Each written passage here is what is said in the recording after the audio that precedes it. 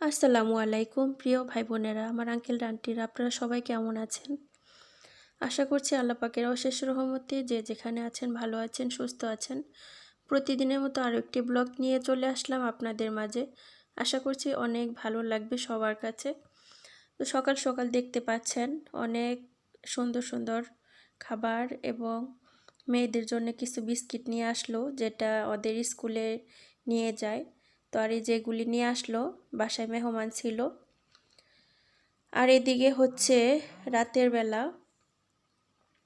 একদম ভারী ঘরের কাজকর্ম করে অনেক সুন্দর করে রান্নাঘরটা একদম পরিষ্কার করে তারপর আমি এদিকে কাজকর্ম করলাম। আসলে রাত থেকে ভিডিওটা শুরু করছিলাম। তো এই হচ্ছে বিষয়, একদম ফ্লট যা ছিল সব কিছু একদম পরিষ্কার করে তারপর আমি সুন্দর করে গুছিয়ে নিলাম। তো গুছিয়ে রাখলাম, তারপর বাকিগুলো সকালবেলা করব ইনশাআল্লাহ। তো একদম রাতের বেলা সুন্দরভাবে পরিষ্কার না করলে একদম ভালো লাগে না, কাজ করেও কেমন যেন একটা অশান্তি অশান্তি লাগে। তার জন্য একদম সব কিছু ক্লিন করে তারপর আমি ঘুমাতে যাই। আলহামদুলিল্লাহ রব্বিল আলামিন। আর আপনারা দেখছেন যে মেহমান আসছিল, কি পরিমাণ কাজ ছিল। আলহামদুলিল্লাহ রব্বিল আলামিন। আর এইদিকে সকালবেলা, তো সকালবেলা ঘুম থেকে উঠেই দেখেন কি অবস্থা। আসলে রাত থেকে ব্লগটা শুরু করলাম, আপনাদেরকে বললাম। তো এইদিকে এই যে দেখেন একদম সোফা টোফা যা ছিল, বাচ্চারা খেলাধুলা করছিল, এগুলি সব তো ময়লা হয়ে গেছে। তা আমি ঘুম থেকে উঠে আগে নিজে একটু ফ্রেশ হয়ে, কারণ কালকে ঘরে গেছি প্রায় ঘুমাইতে ঘুমাইতে 3:30 4টা বাজছে এরকম। মানে কাজকর্ম করে তারপর তো ঘরে যাই শুয়ে ঘুমাইতে ইচ্ছা করে না। তো আলহামদুলিল্লাহ রব্বিল আলামিন। তো নিজে ফ্রেশ হয়ে তারপর বাড়ি ঘরের কাজকর্ম শুরু করব। তো প্রচণ্ড কাজ আজকে। এই যেগুলি দেখতেছেন এগুলি পরিষ্কার করতে হবে। সব কিছু ফার্নিচার থেকে শুরু করে একদম ফ্লোর শুরু করে সব কিছু কাজ করতে হবে আলহামদুলিল্লাহ রব্বিল আলামিন। আর এদিকে ছেলেদের ড্রয়িং রুমটা এই যে এমন অবস্থা। এগুলি দেখবেন সোফার মধ্যে চকলেট, বিস্কিট, কেক এই পর্যন্ত। সোফাগুলো আমার যে জায়গায় কেক বসছে ওই জায়গায় সাবান দিয়ে ধুইতে হবে। মানে একা মানুষ, কালকে ওরা ছিল, ওরা আমার প্রচণ্ড হেল্প করছে। কিন্তু আজকে যে বাড়ি ঘরের কাজগুলো, এর মধ্যে হেল্প করার কেউ নাই আল্লাহ ছাড়া। ইনশাআল্লাহ আল্লাহ আমাকে সাহায্য করবে আলহামদুলিল্লাহ রব্বিল আলামিন। আর এদিকে রান্নাঘরের অবস্থায় যে এগুলি, তো এখন কাজকর্ম করব ইনশাআল্লাহ, আপনারাও দেখতে থাকুন। আর এই যেগুলি ধোয়া আছে, আর চেষ্টা করছি অনেকগুলো ধুয়ে কমিয়ে ফেলার জন্য। আর রাতের বেলা আপনারা দেখলেন যে সব কিছু একদম পরিষ্কার করে তারপর আমি শুইতে গেছিলাম। সকালবেলা উঠে দেখি যে এই অবস্থা। তা আসলেই বাহিরের কান্ট্রিগুলো এরকমই হয়।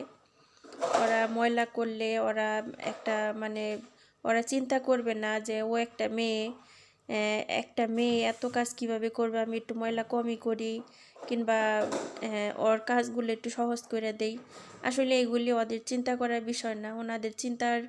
ওনাদের বিষয় একটাই, ওনারা যেভাবে মনে চায় সেভাবে ওনারা খাওয়া দাওয়া করবে। তারপর ময়লাটা তো ওরা চিন্তাই করে না যে ওর কষ্ট হবে কাজ করতে। ওনাদের চিন্তা ভাবনা একটাই, আমরা টাকা পয়সা দেই, যে যত কাজই আছে ওর করতে হবে। তা আসলেই আলহামদুলিল্লাহ রব্বিল আলামিন। আমি একটা কথাই বলবো, আমাদের মন মানসিকতার দিক দিয়ে আমাদের বাংলাদেশের মানুষ অনেক ভালো। মানুষের ভিতর একটা কথাই বলবো, মায়া মোহাব্বত। তারপরে একজনের কষ্ট হবে একটা কাজ করতে। আমরা একটা কাজ দেখলে কিন্তু বাংলাদেশে আরেকজনে যদি দেখি একজনে কাজ করতেছে একা একা, অন্তত পাড়াপড়শি হইলেও আমরা কিন্তু কাজে হেল্প করি। কিন্তু এই দেশে কিন্তু এই জিনিসটা নাই। আর কাজের লোক একটা বাসার মধ্যে মনে হয় 20 বছর থাকলেও সবার কাছে আপন হইতে পারে না। আর কিছু কিছু মহিলাদের কিছু কিছু আরবির ঘরে দেখবেন যে হ্যাঁ ওরা অনেকটা নিজের মতো করে, নিজের মতো দেখে। হ্যাঁ আমার বাসায় ওনারা অনেক ভালো আলহামদুলিল্লাহ রব্বিল আলামিন। ওনারা যদি ভালো না হইতো তাহলে আমি এত বছর কখনোই থাকতে পারতাম না। হয়তো বা কাজকর্মের মধ্যে মায়া দয়া খুবই কম, এছাড়া ওনারা মন মানসিকতার দিক দিয়ে খুবই ভালো আলহামদুলিল্লাহ। তো এটাই বুঝাইলাম আপনাদেরকে যে বাড়ির যে এত কাজকর্ম যত যা কিছু এগুলো একাই করব। তো আলহামদুলিল্লাহ আসলেই আল্লাহর নাম নিয়ে কাজ করতে করতে একটা সময় কিন্তু সব কিছু আল্লাহই হেল্প করে। আলহামদুলিল্লাহ রব্বিল আলামিন। এই যে আপনাদেরকে আর দেখাতে পারি নাই, আমি একদম দুপুরবেলা, এখন দুপুর না, প্রায় 4টা-5টা বাজে, এই সময়ের মধ্যে আমি একদম সব কিছু ক্লিন করে নিছি, ফ্লোর থেকে শুরু করে ফার্নিচার, এক একটা রুম। আগে ফার্নিচার মুছে, তারপর আমি টেবিল টুবিল মুছে একদম ছোপা টোপা জেরে ময়লা টয়লা ফেলে তারপর আমি এক একটা রুম এক একবার আলহামদুলিল্লাহ রব্বিল আলামিন। যখন আমি বাড়িঘরগুলো পরিষ্কার করলাম, করে যখন বসলাম, তখন আমার কাছে মনে হয় কিছুই করি নাই। সুবহানাল্লাহ। আসলে এত কাজকর্ম করার জন্য আল্লাহ পাক হেল্প করে। আল্লাহর নাম নিয়ে শুরু করলে আল্লাহই মানে শেষ পর্যন্ত আল্লাহই হেল্প করে। আলহামদুলিল্লাহ রব্বিল আলামিন। মাশাআল্লাহ তাবারাকাল্লাহ আলহামদুলিল্লাহ। আর এটা হচ্ছে ছেলেদের ড্রয়িং রুম। এখানে ওনারা বসে, এখানে ওনারা করে। আসলে বাসার মধ্যে ড্রয়িং রুম 2টা, আর ওই যে ওইখানে দরজাটা দেখতেছেন, সারা রাত এই দরজাটা খোলা ছিল। আমিও চেক করি নাই, ওনারাও চেক করে নাই। আমি সকালবেলা ওইটা দেখি এই ঘরের দরজাটা একদম খোলা। বিশ্বাস করেন আমি মাঝে মধ্যে ভয়ে আমি অনেক ভয় পাই, যে এই যে মাঝে মধ্যে প্রায় টাইমে এই দরজাটা খোলা থাকে। ওনারা করে কি, এই সামনের দরজা দিয়ে ঘরের ভিতরে ঢুকে না, মাঝে মধ্যে ওনারা অন্য দরজা দিয়ে ঢুকে ট্রাই করে, হয়তোবা যে রেহানা কি করে দেখি, আসলে কি কই শুনে এসব, হয়তোবা না হইলে এই রুমের দরজাটা আমি সবসময় বন্ধ করে রাখি, কিভাবে একা একা খোলা যায় আমি এটাই বুঝি না। কয়েকদিন আমি পাইছি আমার রাতে যখন ঘুমাই প্রচণ্ড ভয় করে, না জানি কোন ঘরে দরজা খোলা, না জানি কোনো চোর টোর আসে বাড়িতে। কালকে ছেলেরা বা মহিলারা অনেকগুলো পানি, ওনারা একটু একটু করে পানি খাইছে, আর সেগুলা রেখে দিচ্ছে। অনেকগুলো ছিল, অল্প অল্প করে। তারপরে এগুলো আর আমি ফালাই নেই, না ফালাই এই যে বোতলের মধ্যে রেখে দিছি। যেহেতু কাপড় চোপড় আয়রন করতে গেলে এক্সট্রা পানি লাগে, তো কলের পানিগুলো দিলে কি হয়, মানে আয়রনের যে আছে, এই আছে ছোট যে মতো থাকে, ওইটার মধ্যে পানি দিলে কি হয়, এই কলের পানিটা নর্মাল পানিটা দিলে লাল হয়ে যায়। তো কি লাল হওয়া থেকে হয়ে যায় হয়েছে ময়লা, মানে শুকাইতে শুকাইতে ওইটা বিরাট একটা ময়লা তৈরি হয়ে যায়। তো কি হয়, ওইটা আমার ধুইতে ধুইতে 12টা বেজে যায়। ঠিক আছে, ধুইতে ধুইতে আমার আরও কষ্ট হয়ে যায়।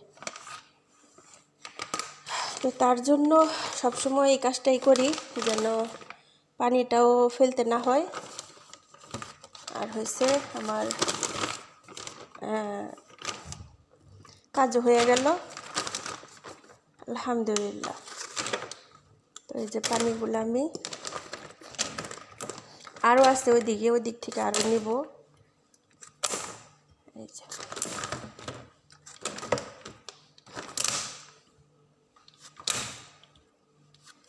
আলহামদুলিল্লাহ অনেকগুলো পানি যেখানেও আছে, এই যে এখানেও এটা আছে, এই যে এটা আছে, আরও আছে ওইদিকে অনেকগুলো পানি। তো এই যে দেখেন কতগুলো পানি আরও আছে, আরও মনে হয় 7-8টা বোতল হইবে এরকম ভরা, ভরে ভরে রাখছি আমি। এগুলা দেখেন, যদি ফালাই দিতাম তাহলে কিন্তু অন্যরকম একটা হইতো। আর এখন রাখছি, দেখেন কত ভালো লাগতেছে। মাশাআল্লাহ তাবারাকাল্লাহ। কি গিফট নিয়ে আসলো, গিফট ওই দিন গার্ডেন থেকে অনেকগুলো খেজুর আনছিল, আনার পর উনি ওনার মার বাসায় নিয়ে গেছিল বা প্যাকেট ধইরা, আমি আর দেখি নাই। পরে আমি চিল্লা পাল্লা করতেছি, আমাকে খেজুর কই গেল কই গেল। পরে স্যার বলতেছে আমি নিয়ে গেছি আমার মার বাসায়। আমি কই বাসায় রেখে গেলেন না, সব নিয়ে গেছেন গা। পরে কইতেছে আচ্ছা আবার তোমার আমি আইনা দিতেছি। তো আজকে আইনা বলতেছে যে তোমার জন্য গিফট নিয়ে আসছে। আমি কই কী গিফট, চাই দেখি খেজুর। হাসতে হাসতে শেষ। তা আমি আবার বললাম শুকরান, মাশাআল্লাহ তাবারাকাল্লাহ, অনেকগুলা খেজুর। এই হচ্ছে আমার জন্য গিফট। ভিজা রাখছিলাম, আর এখানে চাল নিয়ে আসলাম আলহামদুলিল্লাহ। দেখি এটার সাথে আর কি কি অ্যাড করা যায়, কি কি রান্না করা যায় ইনশাআল্লাহ। সাথেই থাকুন, দেখতে থাকুন পুরো ভিডিওটা। মুরগির মাংস রান্না করলাম আলু দিয়ে, আলহামদুলিল্লাহ রব্বিল আলামিন। তো ওনারা একটু রুটি দিয়ে খাবে, তার জন্য ঝোল ঝোল করলাম। আর এখানে সাদা ভাত রান্না করলাম।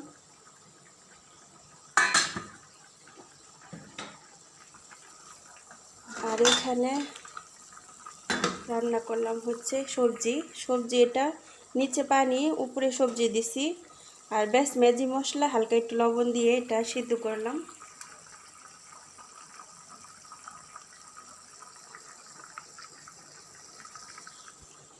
আর আমার জন্য আমি করব করলা ভাজি আলু দিয়ে।